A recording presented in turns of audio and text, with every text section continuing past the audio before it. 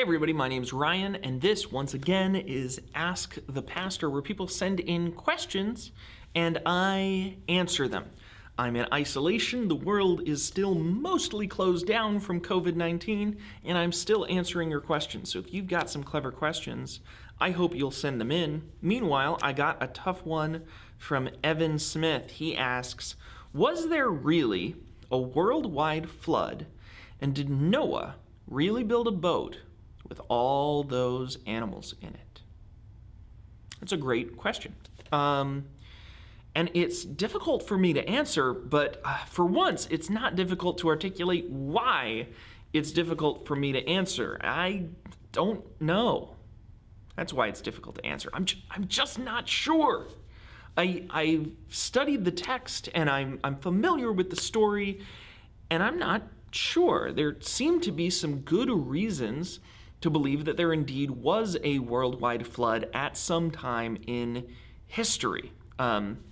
Certainly, if you study the cultures of the world and pay attention to their myths and legends and histories, it is a nigh universal thing to tell stories of a flood that happened and some person who was saved through the flood by means of a flotation device, often sending out an animal to see when it's safe again and finding it safe and saving the world, saving the population of the world that way. It's true in Native American stories, and it's present in China, and it's present in Hawaii, and just people who couldn't have been copying each other came together on this story. And so either it's a part of our common collective unconscious, or it's a part of our common retelling of history.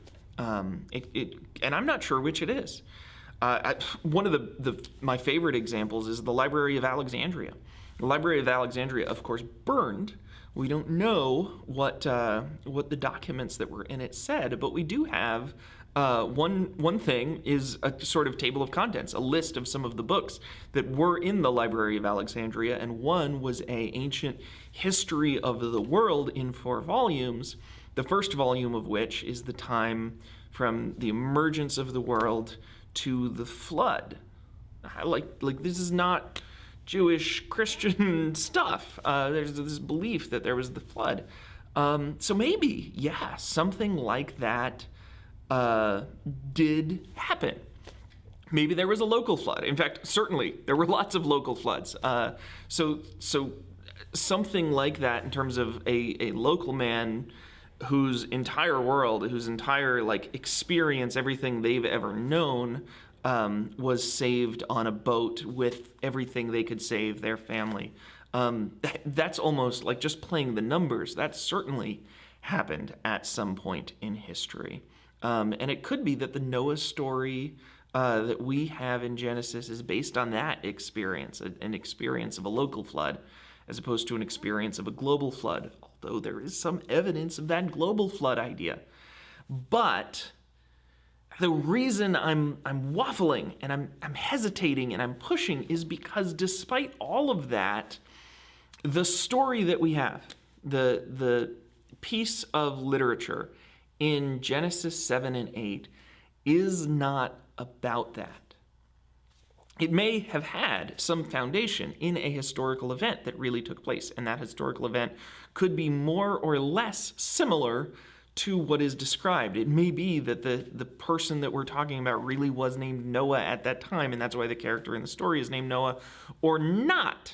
Or we could have just given him that name because it works better with the genealogy, or because that's what we heard from the guy who heard from the guy who heard that story, and we're writing it down. But the point of that story, you will miss the point of that story if you think that it's supposed to be about a newspaper, right? Like, this is what took place. That's the way it was. Now you know.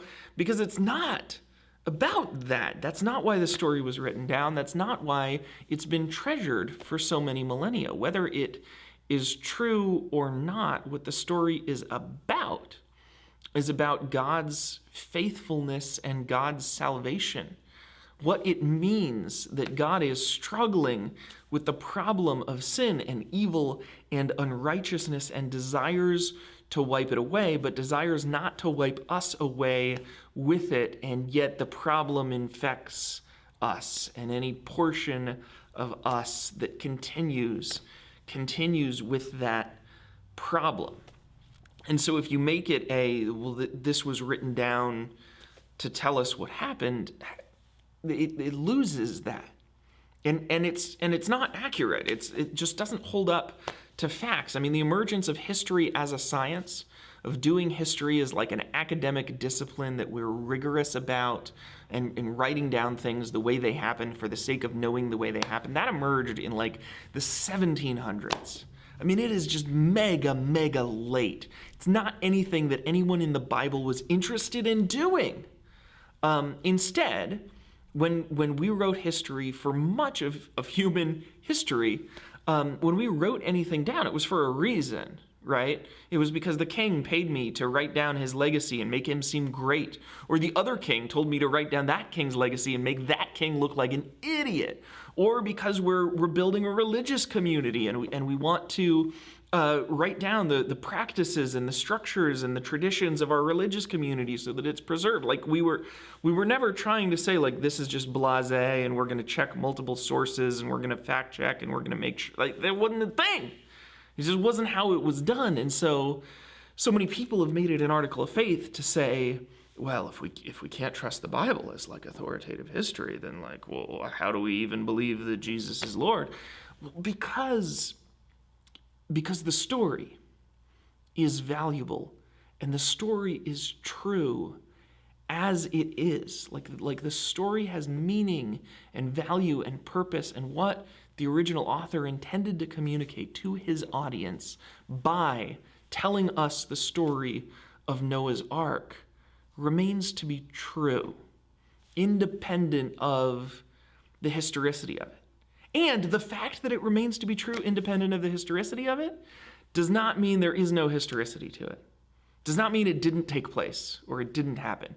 There's some evidence it did happen, and that wouldn't hurt the story at all. But the meaning of the story is that story itself is not an indication that it definitely happened. I hope that makes sense, and I hope it answers your question. If it does answer your question, I hope you'll share it. I don't see a lot of people who are kind of standing in this middle ground and talking about this, and I really think it's the right place to be. So maybe we can spread more ideas that have complexity and nuance to them by sharing this video and other videos like it around the internet. If you didn't like the answer, if you think I'm off base or I'm a heretic now, let's talk about it. Tell me why. And finally, if you've got your own question you want to see me answer, maybe you want to pin me down. Maybe you got a real trick of like, oh, you don't think that's true. Well, then what about this? Let's do it.